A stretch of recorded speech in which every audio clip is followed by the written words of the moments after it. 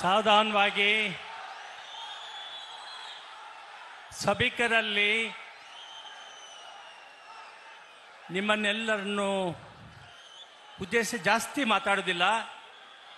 ನನಗೆ ಅರಿವಿದೆ, ನೀವೆಲ್ಲರೂ ಕೂಡ పవర్ స్టార్ పవన్ కళ్యాణ్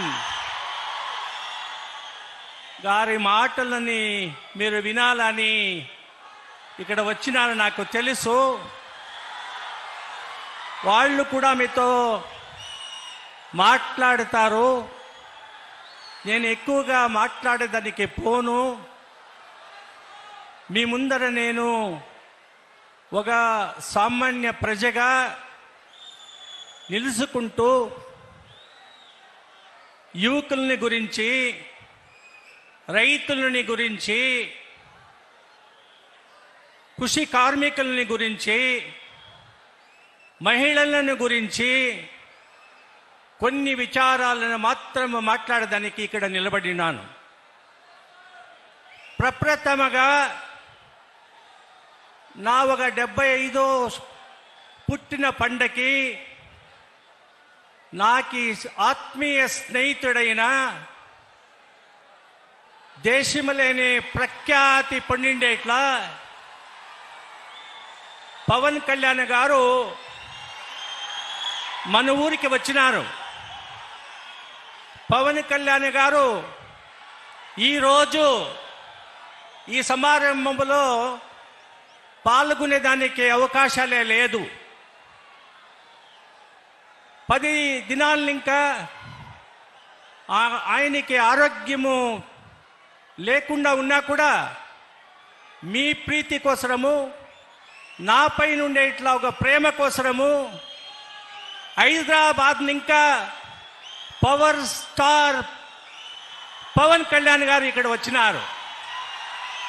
అంటే మీరు తెలుసుకోవాలి, పవన్ కళ్యాణ్ గారు బరీ సుప్రసిద్ధ అయిండేట్లా ఒక యాక్టరే కాదు, యువకుల్ని గురించి, రైతుల్ని గురించి, మహిళలను గురించి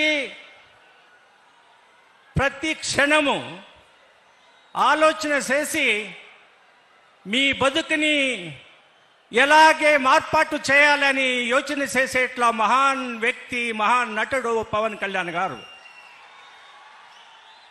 పవన్ కళ్యాణ్ గారు ఈరోజు ఆంధ్రప్రదేశ్ రాష్ట్రంలో 2 ఖాతాలని గ్రామీణాభివృద్ధి, అరణ్య ప్రదేశము, దీని గురించి రయ్యనక పొగులనక పాటుపడుతూ ఉండేట్లా ఒక మహాన్ నాయకుడు పవన్ కళ్యాణ్ గారు.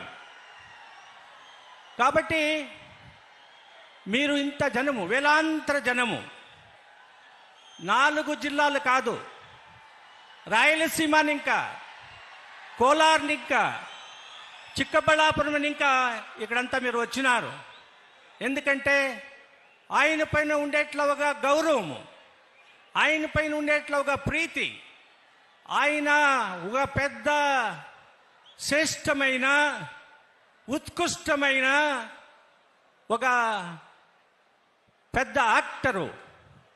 అంటే ఆయన యాక్టింగ్లో ప్రతి ఒక్క సినిమాలో మీరు చూడొచ్చును, ప్రజాని కోసరం, మహిళల కోసరం, దీనదళితుల కోసరము పాటుపడేట్లా ఒక నాయకత్వము, మరి ఆయన నటన చేసి జనాలతో మార్పాటు చేయాలా, భారతదేశంలో ఉండేట్లా ప్రజానీకానికి మార్పు తేవాలనేట్లా యోచన చేసేట్లా ఒక మహాన్ నాయకుడు మరియు యాక్టర్ అని చెప్పితే తప్పు కాదు. నేను మీ పరముగా, నా కుటుంబ పరముగా ఆయనకి ఒక వెయ్యాంతరంలో సెల్యూట్లు చేస్తే తప్పు కాదని ఈ సందర్భంలో చెప్తున్నాను. కారణం ఏమంటే, ఒక ఉప ముఖ్యమంత్రి, ఒక పెద్ద నటుడు మన చింతామణి తాలూకాలో నా పండగని 75 ఇస్వీలో 75 సంవత్సరాలు కలిసి వచ్చినాను.